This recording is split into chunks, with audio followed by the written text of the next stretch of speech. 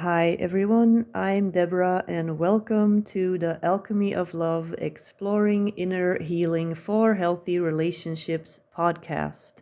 I'm an Akashic Records reader, angel communicator, and channeler, intuitive artist, and intuitive development coach, and I'm also passionate about trauma healing.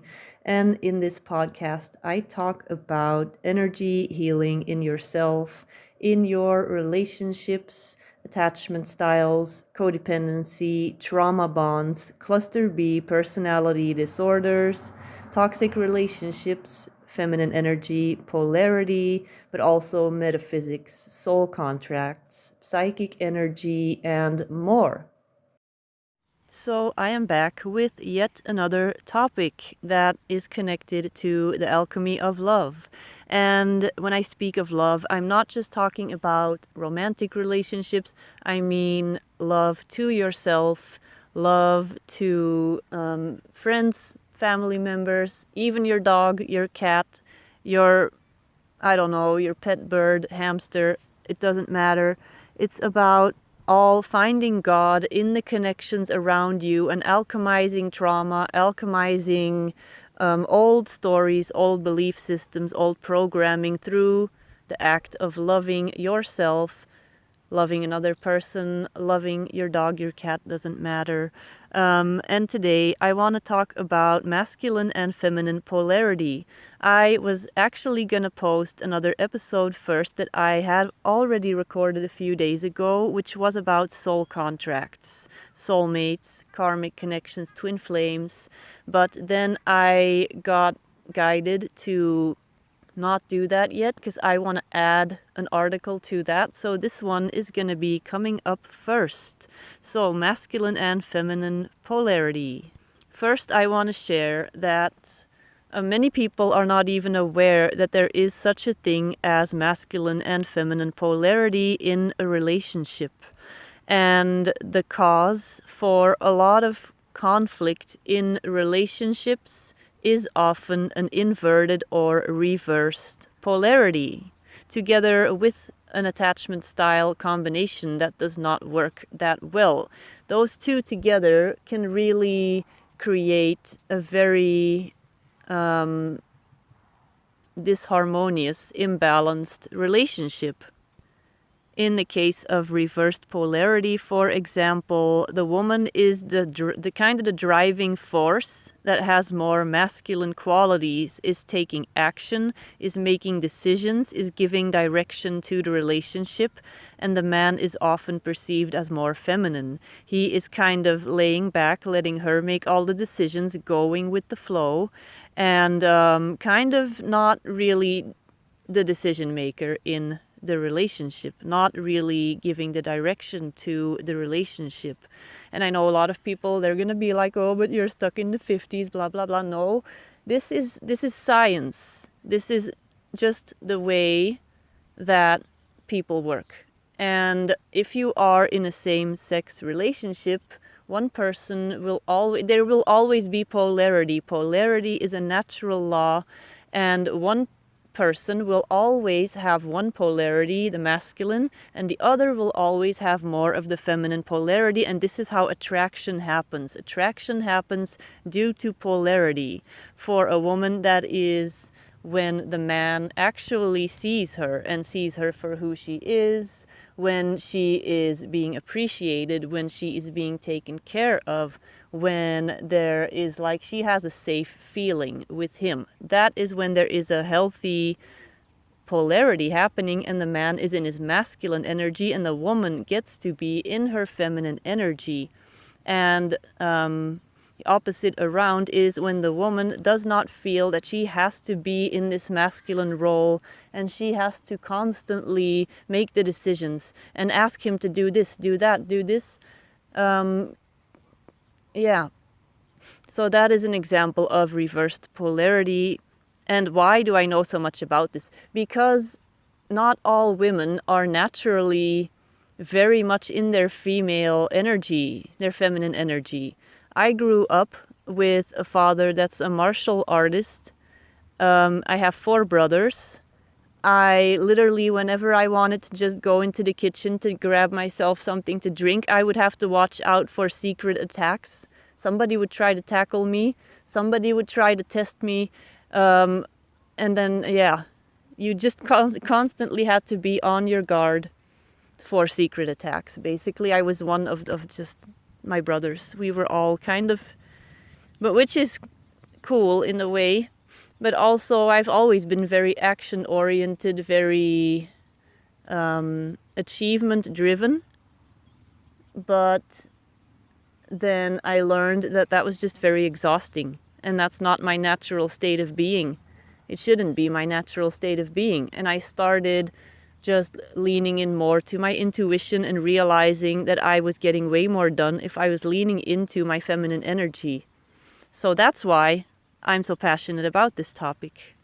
What is really interesting, back to polarity now, is that in the situation where there is inverted polarity in the couple, in the romantic connection, there is a good chance that the roles can completely flip in the workplace. So the man may, for instance, be very masculine at his work, but then he will come back home and he cannot do that anymore at home, or the other way around.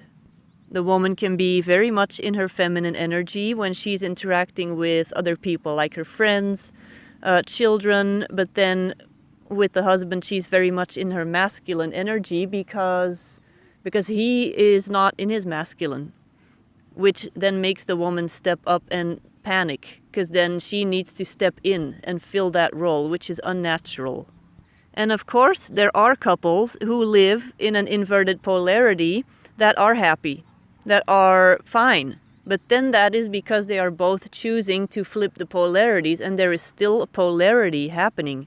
There is still an exchange between the masculine and feminine polarity. It's still going back and forth. There is still movement. There is still a polarity happening. There is still an attraction from the two different polarities going on. They're just in different bodies.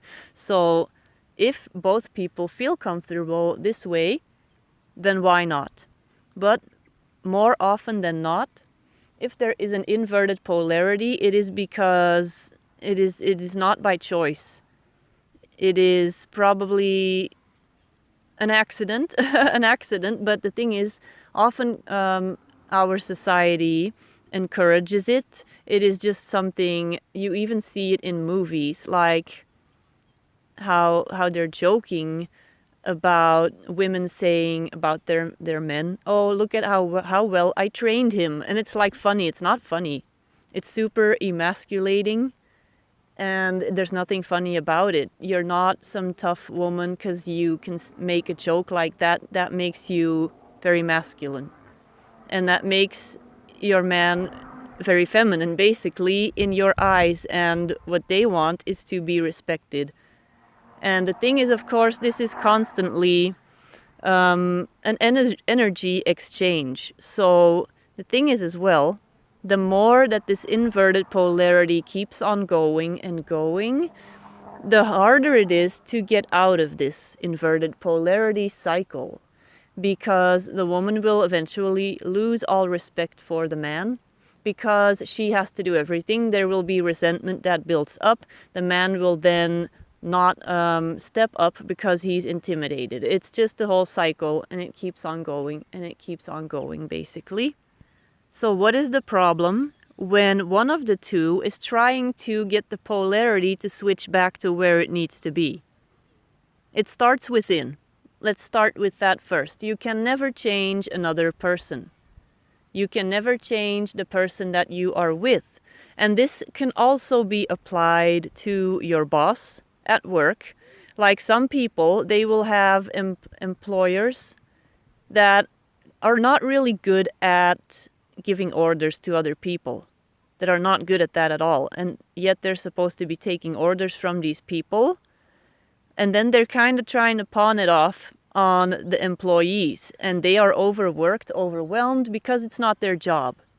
It's not their job.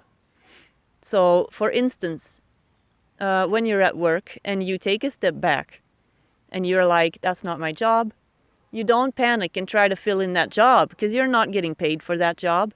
So you do the same in your relationship. Let's say you're the man and you are actively wanting to step into the masculine role, take the lead, make decisions, all that stuff. Then you can bump into resistance from the woman that is still very much in the masculine energy. And the opposite is also true. When the woman says, I'm done with this decision making, everything, and she takes a step back, there's this gap. And for a while, nothing may happen. Two things can happen.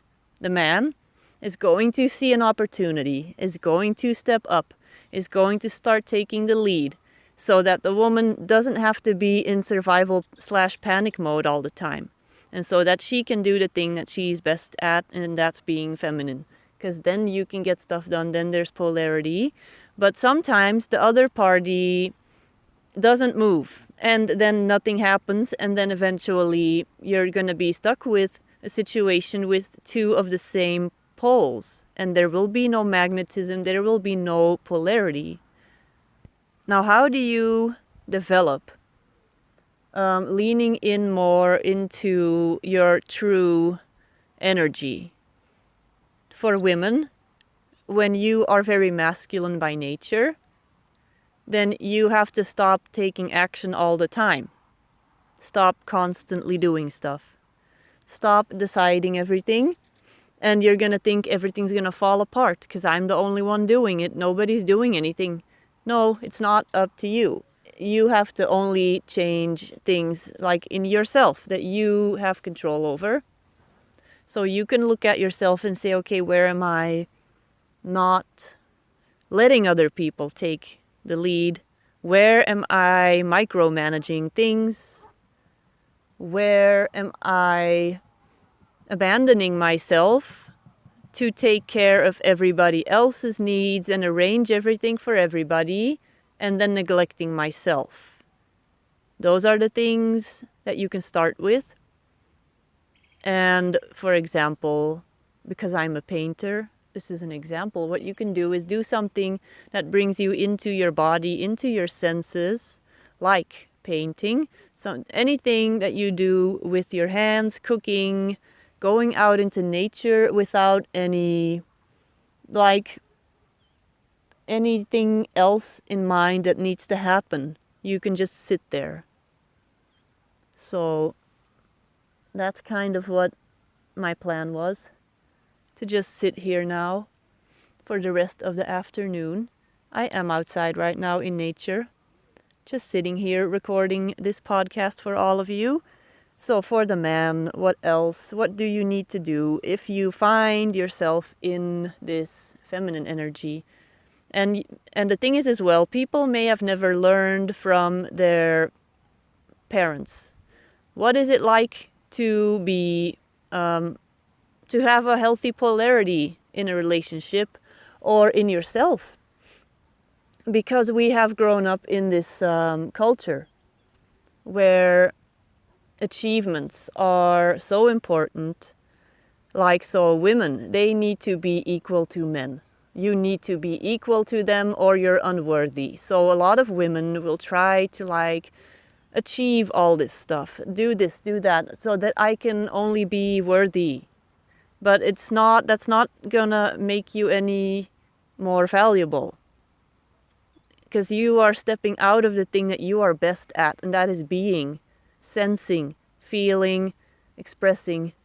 That's the stuff that you are good at as a woman. That's the stuff that men seek in you, because they don't need you to be doing what they're doing. They can do that. They don't need their woman to be doing that stuff, and they need you to be, to feel, to express, and to birth into the world ideas that are intuitively guided. You need to be the oracle so that they can take inspired action. That is polarity. That is a yin-yang exchange of energy. That is how amazing things are created. And we are just seeing a massive cultural reversal happening of polarity, really. Now, why did I decide today to do this whole polarity episode?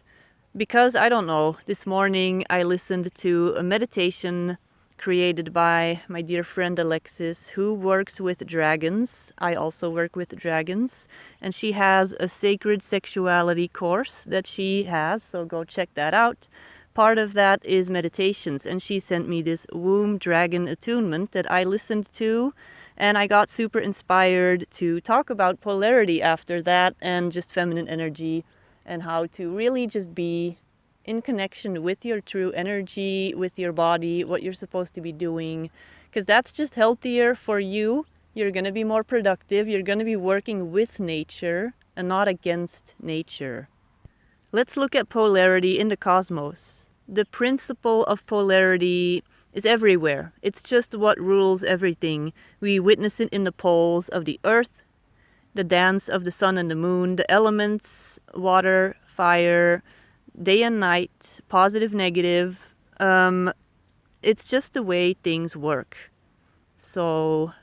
And when you go look at sacred teachings, look at Tantra, for example, it's known as the divine union of Shiva and Shakti. And you can find it in the yin-yang principles, Buddhism, whatever. It's just a natural law. And the way this is connected to soul connections is also very interesting. Everything starts within. So when you are doing the inner work and you are shifting your inner polarity to a more balanced state. For example, you are a man, and you are really stepping into action, direction, purpose, wanting to shape your life like in your masculine energy, you're naturally going to attract, because this is magnetism, feminine energy. You're naturally going to attract somebody that's in their feminine energy. And the opposite is also true when you as a woman are doing work to connect to your feminine energy. You are naturally going to attract masculine energy, healthy masculine energy.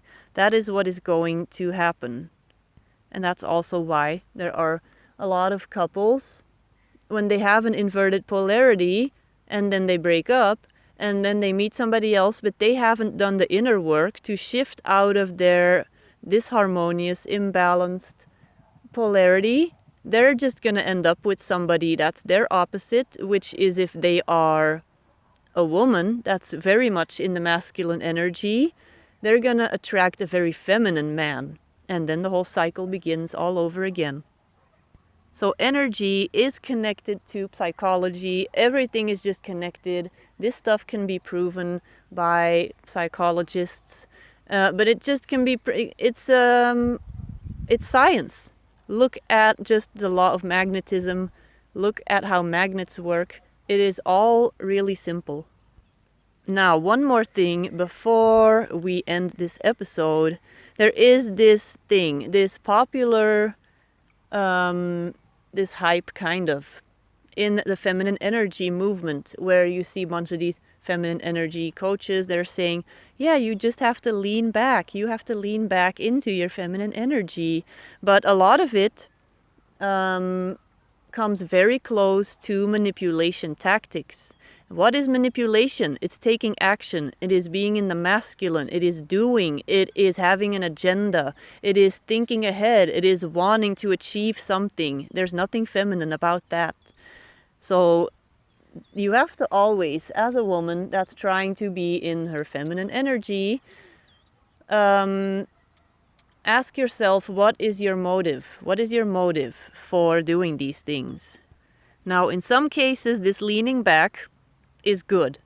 When you have a man that's very much in his feminine energy, you lean back. Like I said earlier, you create a gap, mirroring, to kind of trigger a recalibration of the poles, so to speak. And yeah, the thing is, when you do this leaning back business, you have to do it without an agenda. And for most women, it's still about wanting a man to come forward. So they still want something. They still have an expectation. And that's the thing. Then you're still in action mode. And a lot of these things are really confusing as well. And I know that people are going to say, but you're saying that we should lean back, that we should be in our feminine. No, you should be in your body. You should be about you. You should be about, what do I love? What makes me happy? What can I do to take care of myself? Because if you love yourself, guess what's going to happen? Somebody's going to love you. That's what's going to happen. So if you're doing all these things, but your mind is constantly with somebody else, then you're just doing it to distract yourself. You're not doing it to take care of yourself. You're doing it as a manipulation technique. Like sometimes here, people will be like, okay, I'm not going to call, I'm not going to text this person and all this stuff. But then you're doing it as a manipulation technique. Like if I really want to text somebody, I can't wait for 5 hours. I'm going to be texting. So that's just the way it is. But the thing is, if you are not texting or calling because you're busy, because you're doing something, because you're doing something you're passionate about, you are happy, then there's no manipulation in that. You're just doing something for yourself. And that is what leaning back is. It's going within, taking care of yourself. That is actually a healthy way of leaning back. Now, what is also leaning back in a healthy way and in an unhealthy way? You can not word vomit all of your emotions onto the person that you're with. And you can go two different ways about that. You can either bottle everything up because you've heard from some coach that you should not complain, you should not whine, because that's not very feminine. So you're going to just bottle everything up, okay? Or you could not bottle it up, but you don't have to whine to them because they're not going to help you. They're going to be dealing with their own stuff, and that is not an inviting energy. So you're going to be venting either to friends that you know are okay with this, that will support you, or you're going to be channeling this energy into something productive. You're going to go out in nature. You're going to go on a walk. You're going to do something productive, create something. You're going to make something to eat. That's going to take you a few hours and you're going to feel good because you're going to be grounding at the same time, all this stuff. So that is a good way of not expressing all of your resentment to somebody, for instance. Now, what is leaning back also not? It is going cold, it is ignoring, and it is being mean or passive aggressive, or just, kind of doing the silent treatment. None of those things are leaning back. That's all toxic behavior. And that's all with an agenda. So that's not feminine energy. It is genuinely just being neutral from a neutral place because you are making sure your needs are fulfilled. You're making sure that you are happy. You're making sure that you have passions that you are happy about, that you are filling up your time. And there is no need for resentment for any of this. If people will go and look within, okay, why am I angry? Why is this person making me mad? Of course, there are limits. There is something like natural, normal, average expectations when you are with a person.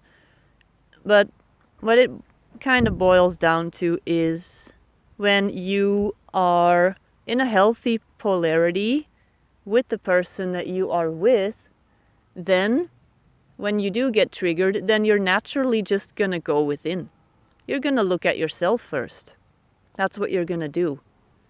Because you realize that they're taking care of themselves, you're taking care of yourself. So if something comes up, you can easily then go look at it and see, why am I being triggered? What's upsetting me? What can I do about it? And then you can, of course, communicate to them. But you don't do it by yelling, by nagging, by whining.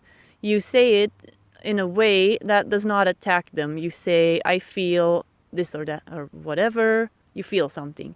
And if the other person is in their healthy polarity, then they are not going to be attacked. They're going to be like, oh, okay, how can I support you the best? What do you need?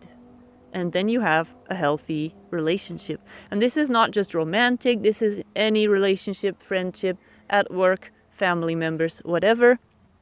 So yeah. And a lot of people, they are like, why are you suddenly talking about all this stuff? I thought you were psychic. I am, because it's all connected. All this stuff is connected. 50% of the work that I do with people is about relationships. We have the most profound spiritual growth and lessons through relationships, through soul contracts with other people. And I just love kind of weaving psychology into the spiritual world, and that is why I hope that you enjoyed this podcast. I do have a little surprise that I will be announcing when I launch this podcast, so make sure to read the description. So go and read the description to see what I have to offer. And also, if you would like more guidance on any of this, on any of the topics that I talk about in this podcast, know that I do offer mentorship, and the first session that you book with me, if you're interested in just booking a single session to get to know me, is at 50% off. And I have a variety of different energy readings that you can go take a look at if you want. And I am glad that you guys were all here to listen to this podcast. And I will be back soon with another one. Bye bye.